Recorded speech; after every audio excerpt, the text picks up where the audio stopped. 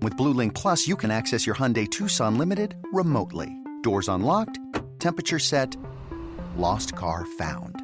There it is. Get complimentary class-leading Blue Link Plus. Call 562-314-4603 for complete details.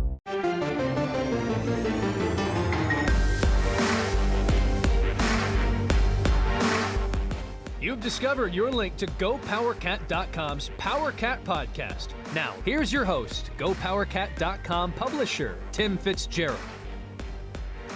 One of the things I love to look at when I'm interviewing an assistant coach, or even a head coach for that matter, is going back through their coaching history. Where did they start? Where have they been? Who have they met? How did they get to the point they are now? And I did that with Joe Klanderman when I called him up for this week's Sources Podcast. Joe Klanderman graduated from Minnesota State, a Division II program in Mankato, Minnesota. He played there, he starred there, he won academic awards while playing there. And after being done in 2001 as a defensive lineman, he immediately went on to the coaching staff at his alma mater. From 02 to 04, defensive line. 05 to 06, defensive backs. And then 07 to 13, he was the defensive coordinator and linebackers coach for Minnesota State. But his career was about to take a big turn. In 2014, he was hired at North Dakota State on Chris Kleiman's coaching staff, and he immediately started coaching the defensive backs. He spent 5 seasons in Fargo, 5 seasons at the FCS level after a string of seasons at the Division II level. Now, to put that in context, schools such as Washburn, Fort Hays State, Pittsburgh State, Northwest Missouri, so on, that league, those are NCAA Division II institutions. So imagine the defensive coordinator at Washburn, all the way up till 2013, then gets a job at the FCS level, which is North Dakota State in this case, and it's a really good school, but he's not the coordinator there. He's just the defensive backs coach. And then in 2020, suddenly he's the defensive coordinator at Kansas State. This is what fascinates me about how fans react to coach hirings. When Chris Kleiman was hired at Kansas State in 2019, all hell broke loose with certain corners of the fan base. He was an FCS coach. Yeah, he'd won some national championships. Yeah, he was really good, but he's an FCS coach. Kansas State is not only FBS, it is a Power 5 institution. Shouldn't you hire someone from there? But Gene Taylor knew Chris Kleiman. He had worked with him, and he knew exactly what kind of character he had and what kind of coach he was. So he hired Chris Kleiman to take over for the legendary Bill Snyder in 2019, and among the coaches that came with Kleiman to Kansas State was Joe Klanderman, who took over the safeties for K-State. To get his defensive coordinator, he went out and hired, eventually after one misfire, Scotty Hazelton, who had been at North Dakota State, at Wyoming, at USC, bounced around in the NFL, but there was no arguing with the results. Scotty Hazelton was a great defensive coordinator, but he was only in Manhattan for 1 year before getting almost $1 million a year to go coach at Michigan State. Who would be the next defensive coordinator? Well, for Chris Kleiman, there really wasn't much of a decision. It was either going to be Van Malone, his cornerbacks coach, or Joe Klanderman, his safeties coach. Now, Van Malone had the better resume. There's no doubt about it. He had been an FBS defensive coordinator, but he was named associate head coach. So now he's number 2 in charge. And Chris Kleiman named Joe Klanderman Kansas State's defensive coordinator. Now, if he'd done this a year earlier, if Chris Kleiman had come to Kansas State and named his safeties coach from North Dakota State as the D coordinator, you talk about hell breaking loose. People would have been up in arms. But 1 year later, after seeing what Kleiman and his coaches could do, that football was indeed just football, as Chris Kleiman had said, nobody really had a problem with Joe Klanderman being the defensive coordinator. The safeties had played well. The defense had played well. And it was probably best to keep it in-house, so there was a nice evolution from one coordinator to the next. Well, Joe Klanderman's first game of the season against Arkansas State, it wasn't so good for the defense. K-State lost the game. It wasn't all the defense's fault, but it just wasn't a good game, and the defense didn't look very sharp. People were alarmed. But ever since then, the Kansas State defense has gotten better. They beat Oklahoma with a brilliant fourth quarter performance from both the offense and defense. And then they beat Texas Tech, and then they went to TCU and won and won mostly because of the defense. 21-14 on a day when Kansas State's offense was in the hands of a true freshman, Will Howard, at quarterback. K-State's offense scored just one touchdown and a 2-point conversion, 2 field goals, and an interception by Klanderman's nickelback, A.J. Parker. Was a totality of Kansas State's scoring. It was a brilliant defensive effort against an offense for the Horned Frogs that had been pretty good all season long. Kansas State's defense in Joe Klanderman's hands is now beginning to show its character, to show what it's about. They hit hard, they tackle well, and they are very sound to their assignments, as they proved against TCU. Off week this week, and then they prepare to play Kansas. Joe Klanderman finally had a chance to maybe take a breath and evaluate how things have gone this season. And he also had time to talk to me for our Sources podcast. Here's Joe Klanderman, Kansas State's defensive coordinator and safeties coach. Coach, I thought it was probably a good day to have you on because, put simply, your defense kind of kicked ass on Saturday. How proud of you were you of the guys and how they played? I'm just happy that they're starting to get some results because they've worked really hard. We've done a good job of continuing to learn and continuing to grow. We haven't scratched the surface yet of where we will be. I think we're still trying to get pieces in the right places. I think we're getting closer. But, it's awesome to see these guys get rewarded once in a while. You know, it's been a philosophy of you guys that came from North Dakota State to play a lot of guys, rotate them, try to keep people fresh. And that certainly is proving to be a brilliant concept here during the pandemic because everyone seems to be ready to play. Everyone does stay fresh. And honestly, probably players aren't as in good a shape in week 4 of a football season as they normally would be. 100%. And not only that, but I think sometimes guys have a tendency to check out mentally. It's just human nature when you're I might play only 5 snaps. I might play only if somebody's shoelace comes untied. I might play, it's hard to prepare that way. When you know you're going to play 25 snaps, you're going to get a lot more from each person throughout the week. And the more people you have involved and invested, the better off your product's going to be by and large. So far on this defense, we've seen a lot of guys play that didn't play much last year. And in fact, a couple corners step up that we didn't know would play this year this much. Have you been surprised by anyone and how well they've played compared to what you, maybe had in your head?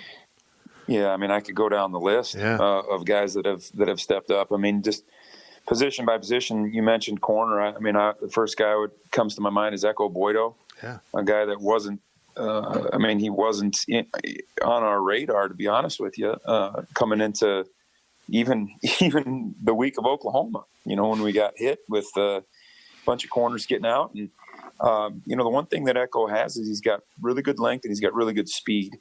And he has a pretty good understanding of what we're doing, but he didn't have any game minutes. I mean, we were looking at some Kansas tape today, and he played, some mop-up duty, I guess you'd say, last year, and he just looks unconfident, uncoordinated, anything that's positive. And, just watching him play last week, total opposite, total confidence, total body control, you can see him communicating things. It's a whole different guy. And I think every snap that he gets, he just gains more and more confidence in what he's doing. So he's a guy that comes to mind. I think we're getting more out of Ross Elder as another guy that's played a couple games at free safety that's done some nice things. Guys like Drew Wiley that are playing at as high of a level as anybody in the conference at his position. I would contend. He was just a body last year. I mean, he was a tough guy and all that stuff, but he wasn't the force that he is now. I mean, we have a lot of guys that are playing above and beyond themselves, I think. Back to Echo real quick. I've been really impressed with him. What's going through the mind of a defensive coordinator as you throw him into action at Oklahoma, having no idea this is what you're going to find when he starts playing and he starts making plays? You probably looked around the press box like, what's going on here? Well, it was difficult to write things down with all my fingers crossed. But it was, Yeah, I mean, and I think we did a decent job in that game of just putting those guys in situations where they weren't going to be in a whole lot of competitive one-on-ones and just letting them get their feet wet a little bit.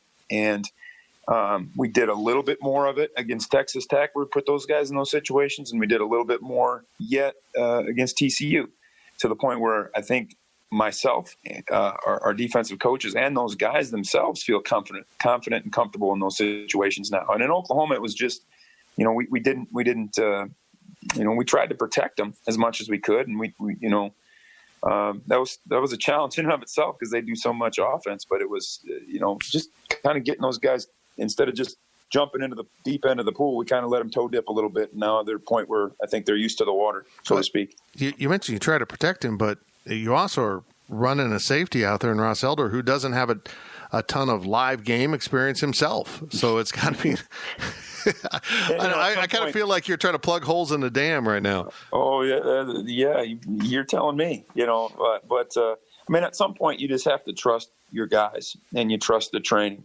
And I think more than anything, that's what we've done this year is we've just learned to put a little bit of trust in those players, and they've delivered. And when you have the right type of people in your program and the right type of people in those situations, they're gonna stand up for you. What is the current status of Wayne Jones? He went out with that injury, and he's played a little bit here and there, but he's not seeing significant action. No, he's good. I'd say he's healthy. He's missed a lot of practice time because of that. So I don't know that he's 100% back in rhythm yet.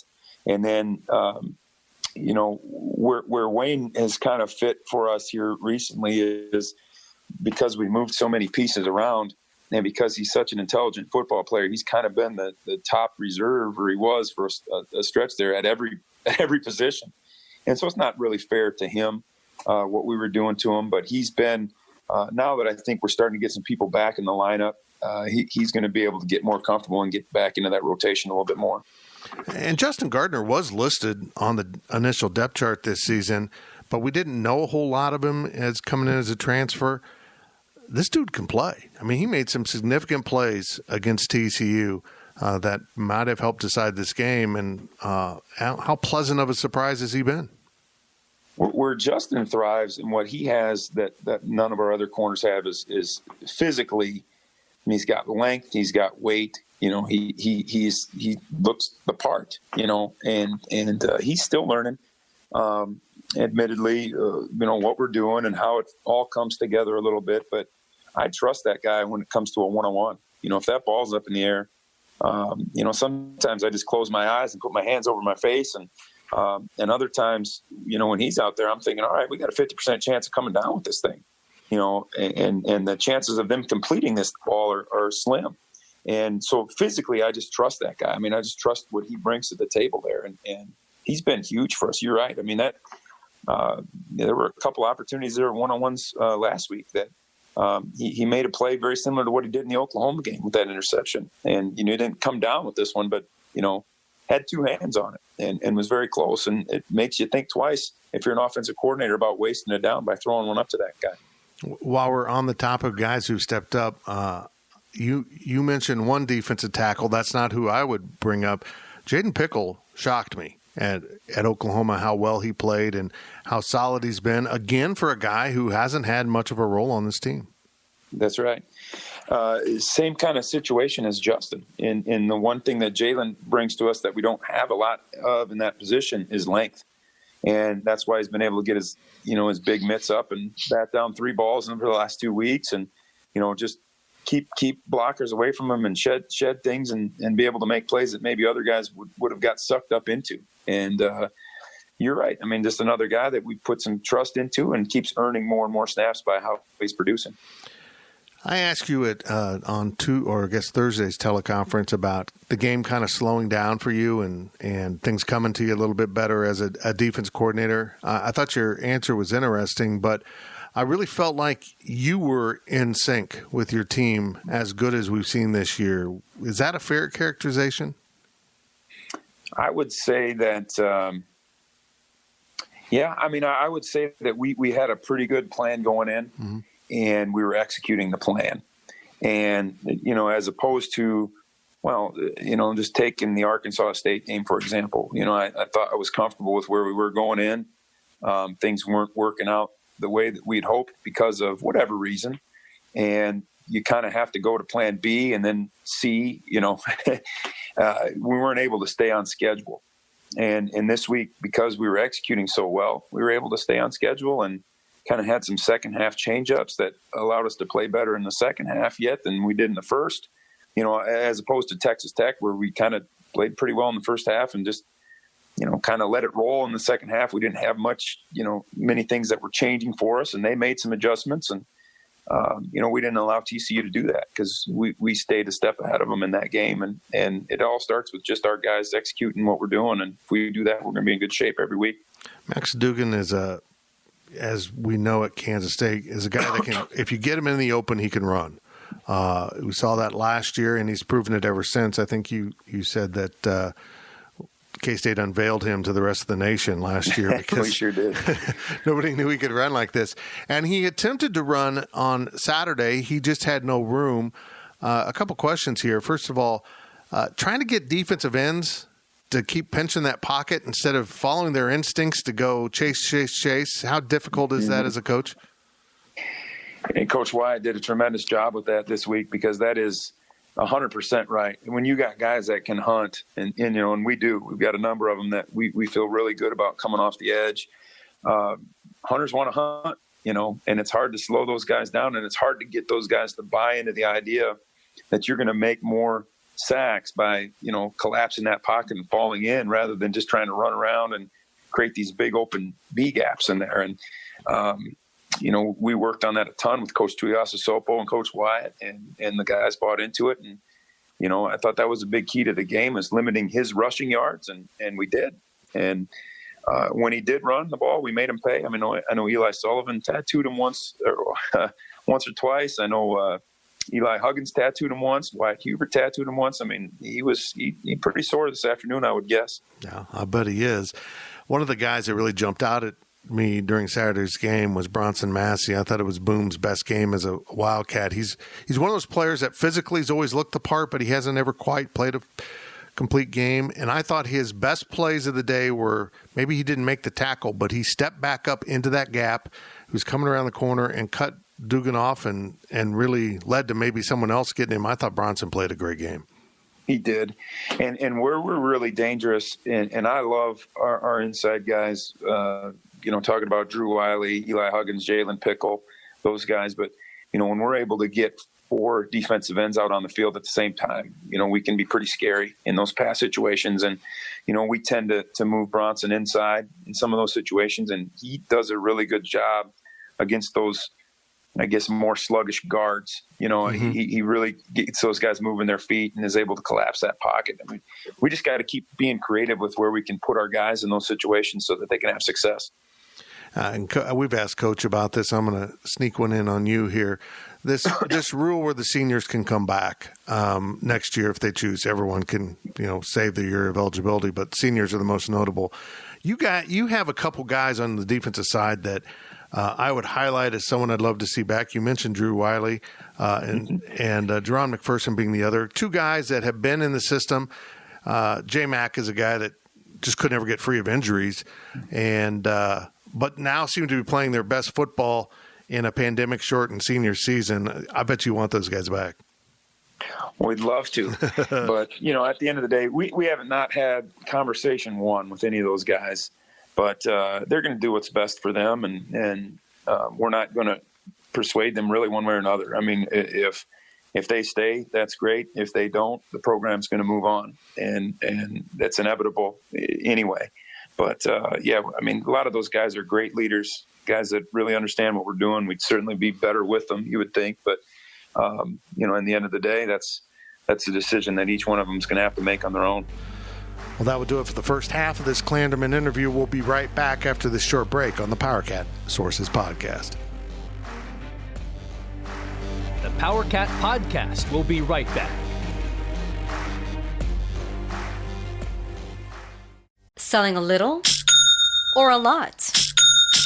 Shopify helps you do your thing, however you cha-ching. Shopify is the global commerce platform that helps you sell at every stage of your business. From the launch your online shop stage, to the first real-life store stage, all the way to the did we just hit 1 million orders stage. Shopify's here to help you grow. Whether you're selling scented soap or offering outdoor outfits, Shopify helps you sell everywhere. From their all-in-one e-commerce platform to their in-person POS system, wherever and whatever you're selling, Shopify's got you covered. Shopify helps you turn browsers into buyers with the internet's best converting checkout, 15% better on average compared to other leading commerce platforms. And sell more with less effort thanks to Shopify Magic, your AI-powered all-star. Shopify powers 10% of all e-commerce in the US. And Shopify is the global force behind Allbirds, Rothy's, and Brooklinen, and millions of other entrepreneurs of every size across 175 countries. Plus, Shopify's award-winning 24/7 help is there to support your success every step of the way. Because businesses that grow, grow with Shopify. Sign up for a $1 per month trial period at shopify.com/Odyssey Podcast, all lowercase. Go to shopify.com/Odyssey Podcast now to grow your business, no matter what stage you're in. Shopify.com/Odyssey Podcast.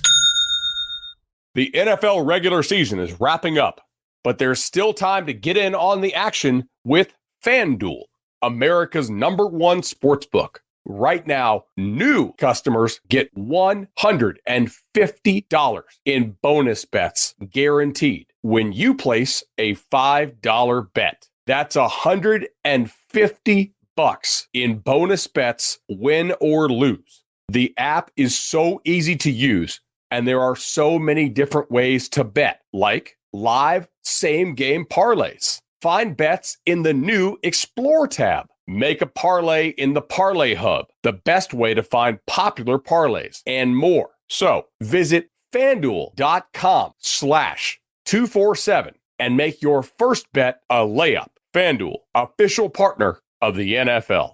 Must be 21 plus and present in Arizona, Colorado, Connecticut, Iowa, Illinois, Indiana, Kansas, Kentucky, Louisiana, permitted parishes only, Massachusetts, Maryland, Michigan, New Jersey, New York, Ohio, Pennsylvania, Tennessee, Virginia, West Virginia, or Wyoming. FanDuel is offering online sports wagering in Kansas under an agreement with Kansas Star Casino, LLC. First online real money wager only. $10 first deposit required. Bonus issued as non-withdrawable bonus bets that expire 7 days after receipt. Restrictions apply. See terms at sportsbook.fanduel.com. Gambling problem? Call 1-800-GAMBLER or visit fanduel.com/RG in Colorado, Iowa, Michigan, New Jersey, Ohio, Pennsylvania, Illinois, Kentucky, Tennessee, and Virginia. Call 1-800-NEXT-STEP or text NEXT-STEP to 53342 in Arizona, 1-888-789-7777, or visit ccpg.org/chat in Connecticut, 1-800-9-WITH-IT in Indiana, 1-800-522-4700, or visit ksgamblinghelp.com in Kansas, 1-877-770-STOP in Louisiana. Visit mdgamblinghelp.org in Maryland. Visit 1-800-GAMBLER.net in West Virginia, or call 1-800-522-4700 in Wyoming. Hope is here. Visit gamblinghelplinema.org or call 800-327-5050 for 24/7 support in Massachusetts, or call 1-877-8-HOPE-NY or text HOPE-NY in New York, or visit oasas.ny.gov/gambling. Standard text messaging rates apply. Sports betting is void in Georgia, Hawaii, Utah, and other states where prohibited.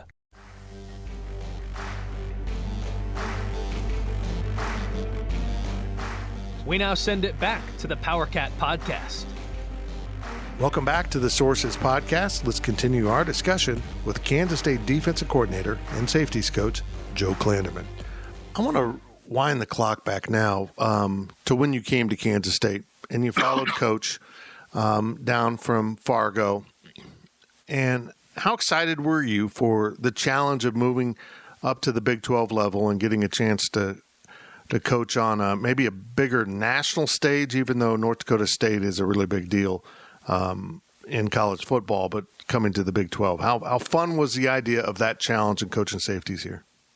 No question. I mean, that's what people aspire to, right? And I have a Division II background where, after the game we had to clean up the towels and, wipe down the showers. And so I know, thinking back when I was 23 years old of dreaming to be in this situation and wondering if you'd ever get the opportunity to do it. And what I appreciate about it, and I don't know, it probably doesn't make sense to a lot of people that aren't in the business, but they don't give these opportunities away. for Coach Klanderman to get this opportunity, and then for him to entrust it to us. He earned it. He earned his right to be here, as I believe that I did. And, I wasn't born into this. I wasn't a superstar player in college that got a job just because I have a name. I wasn't a guy that is an alumni or something that got it. What got Coach Klanderman here, what got us all here is we earned it. And now the challenge for us, and I think what we were all excited about, we didn't feel like, all right, we got here. Let's, we're happy. We've arrived at the top of the mountain. The challenge is, hey, is what we're doing, is it good enough to thrive in any environment? Can what we were doing at North Dakota State and the culture that we were building and the schemes that we were running, can we take those things to this level and have that same amount of success? And I don't think any of us doubt it for a minute. I know that all of us feel like we're not even close to where it will be. But I think you see the roots kind of starting to take, they're getting deeper and deeper. And I'm hoping that in a couple of years, it's really starting to click, and we've got, the right players in the right places, and our kind of, recruiting is starting to take its foothold into it. And then things are really going to start to take off. And I saw it, and I think we all saw it as more of a challenge and an opportunity rather than an arrival. And I think we're still in the midst of fighting that fight. And under the what a difference a year can make file, Scotty leaves, heads off to the Big Ten, and you're promoted. I mean, within a year of, basically coming to Manhattan, now you're defensive coordinator at a Big 12 school. Is that kind of when you found out, was that go home to the wife and kids and, pinch me? Is this happening? No, it wasn't. I don't know. I'll say this, in my time, I've always kind of tried to think of things through a coordinator's eyes. Cool. And I was very, very fortunate. It would have been hard to justify being a coordinator here coming out of North Dakota State, because, people would have looked at Coach Klanderman crossways probably. I was extremely fortunate to be under Scotty for a year because he's such a good professional, and just seeing his perspective of things. And I had never worked with Scotty before. I'd been around him a little bit, but I didn't know how he operated day to day. I watched him closely, and some of the things that he did, I really liked. Other things, I liked maybe how I had it in my mind in the first place. But he certainly opened my eyes to a few other things, and a few other techniques, and some of the exposure that he'd had to some of the things in the NFL were great for me to learn. And, so I don't know. I mean, I was extremely excited about it, of course. I wasn't like, in shock over it. I was ready. I mean, I was excited, and I was, ready to take it on. I find it interesting how the staff was put together. Some of you came from Fargo with Coach, but on the defensive side, it was kind of a collection of misfit toys, so to speak. I mean, you guys came from different places, and in hindsight, I'll be honest, I'm a little shocked at how well it worked. You guys seemed to drop into a groove with each other, even though you really hadn't coached as a group ever together, and it really worked well last season with 5 guys that kind of came together and formed a really, really good defensive staff. Just a lot of professionals with no egos is what it was. When you look at guys like Van Malone, Mike Tuiasosopo, Buddy Wyatt, I mean, these guys' resumes are incredible. And places they've been, people they've coached, whatever, you name it, things that they've been exposed to. And what's really interesting about those guys is they're not behind closed doors having meetings trying to backstab each other or myself or Scotty or whoever. They're totally no egos in it for the team, excited to learn what we're doing, those kind of things. And, with the hiring of Steve Standard, he did have some background with Coach Klanderman. I've known Steve for a long time, he's fitting right into that also. I mean, a guy that's been a coordinator at the Power 5 level, a guy that's been a coordinator for most of his career. You know, he's the same way, just in it for the team. And it's so cool.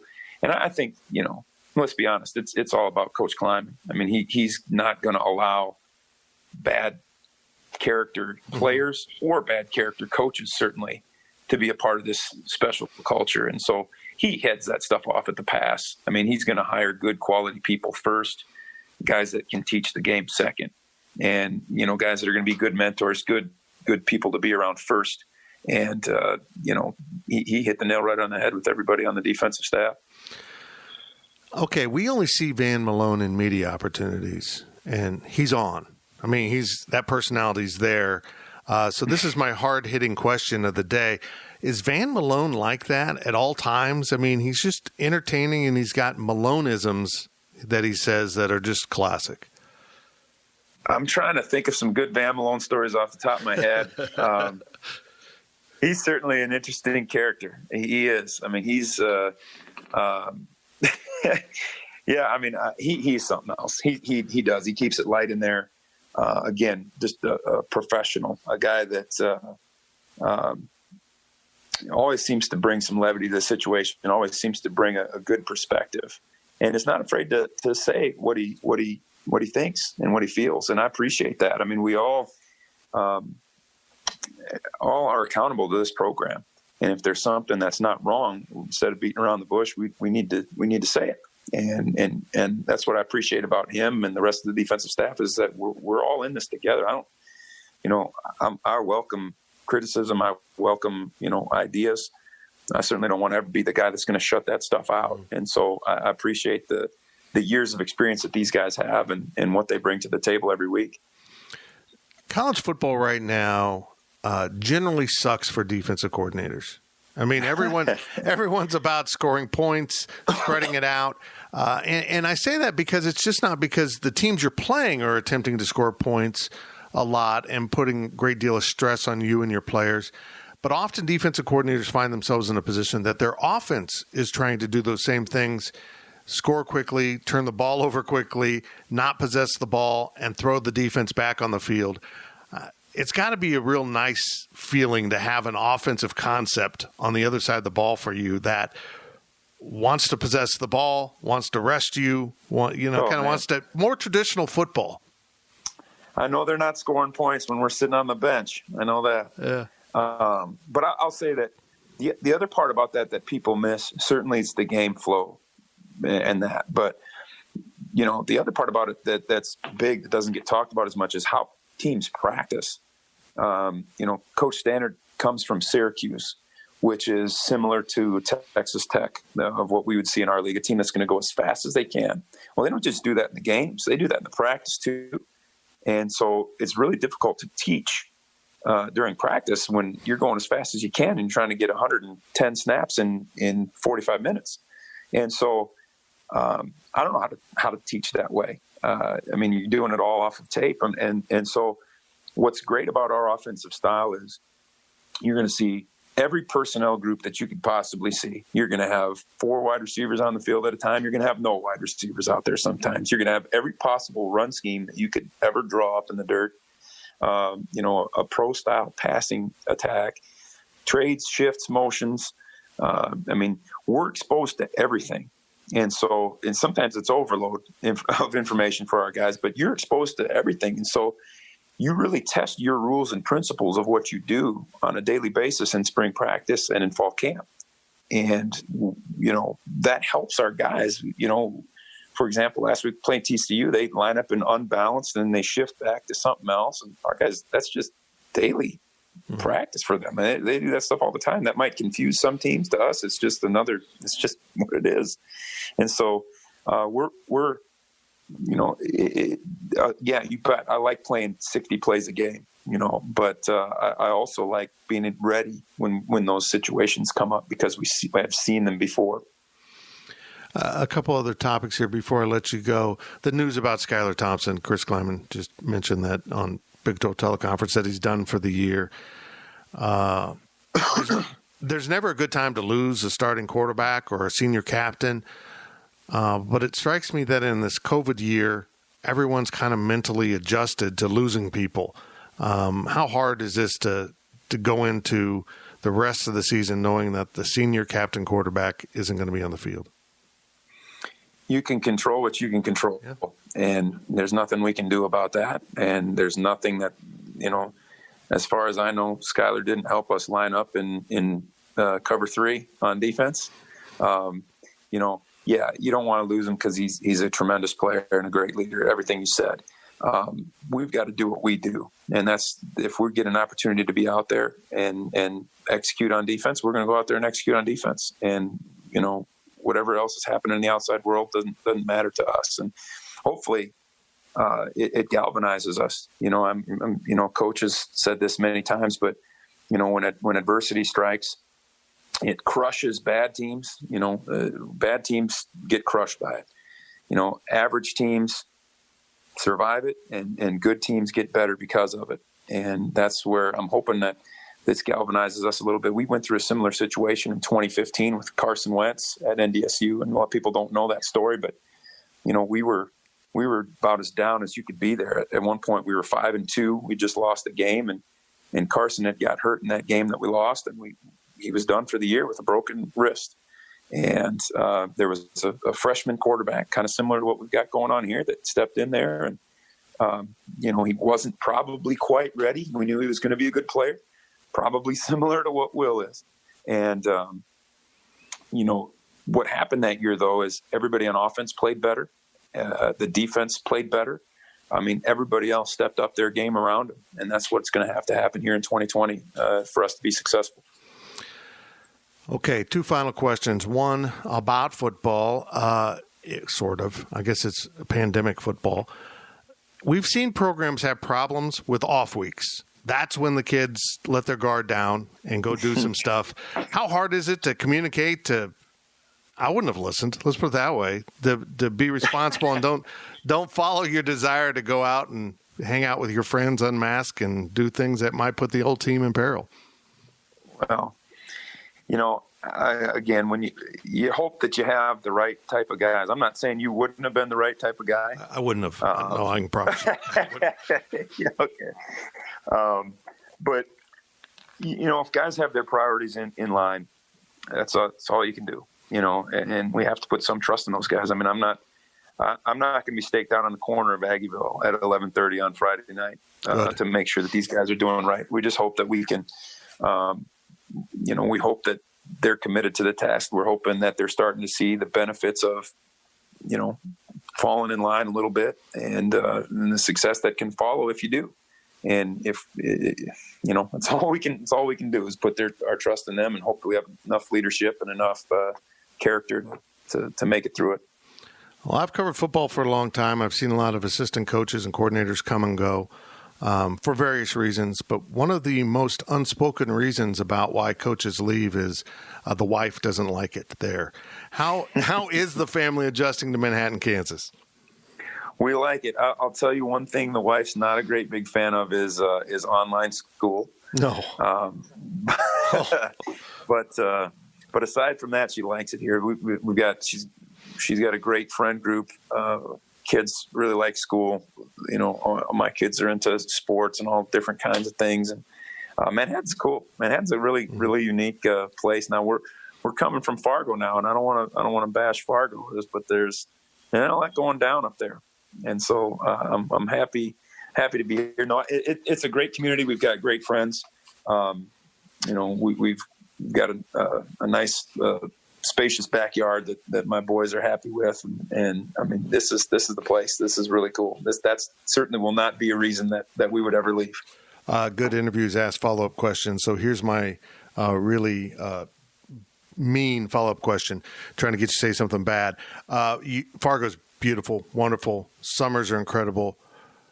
The first time you had Kansas humidity hit you in the middle of summer when it's already 95 degrees, did you miss Fargo? No, because you have to think of the trade-off. And Fargo, I'll take that humidity over driving through 17 feet of snow on my way home. I'm with you. So, There's a give and take to everything. I don't know, unless you're coaching at the University of Hawaii, then I probably don't have to worry about it either way. But I'll take the humidity anytime. Then you complain about the travel. There's always something wrong with it. There's always something. Thank you, Coach. Something. I appreciate it so much. You bet. Take care. You bet. Klanderman's great. He's great. I really like all the coaches on this coaching staff. It's just become very comfortable. It was almost like not long after they were here, it felt like they had been here. They just kind of belonged. And I know that sounds kind of strange, but I really was hoping Joe Klanderman would get the promotion once Scotty Hazelton left. And if you remember how I set up this whole interview, how shocking it was, how his resume really didn't point to a guy that would be a defensive coordinator at the FBS level after one season of coaching at this level. But I think he is proving exactly what Chris Kleiman said. Football is football. And Kansas State's defense is pretty darn good at playing football. And a big part of that is thanks to Joe Klanderman. We appreciate you listening to the Sources Podcast. We will be back early next week with another edition of this podcast. And we drop a podcast basically every day all football season. It's an off week, so there's no pregame podcast this week, of course. But we will be back with a full schedule next week on the Powercat Podcast. I'm Fitz, and I will talk to you later. Powercat Podcast. All rights reserved. GoPowercat.com and Spirit Street Publishing.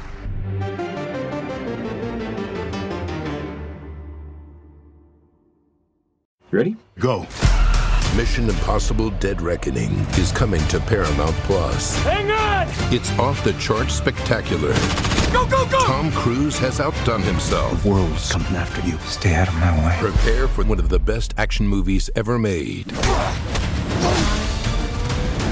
This is getting exciting. Mission Impossible Dead Reckoning.